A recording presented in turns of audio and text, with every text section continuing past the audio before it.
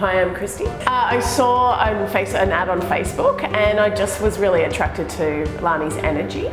And I had a good think about it and thought, you know what, this is something, that really appeals to me with the whole taking away some cool tools. And I brought along my 19-year-old daughter because I thought, if I can implement things and get her to do the same thing, we can follow through with what we've learnt at home.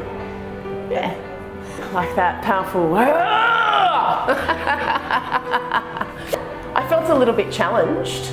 I felt Lani challenged me a little bit in the way of I was just about to do it then, just sitting up and and really opening myself up to feel the emotions. I'm even getting emotional as we talk about it. But yeah, just being comfortable with actually letting go and letting the tears out and going, it's okay, that's just how I feel and there's nothing to be ashamed of. So yeah, it's pretty powerful actually. Yeah.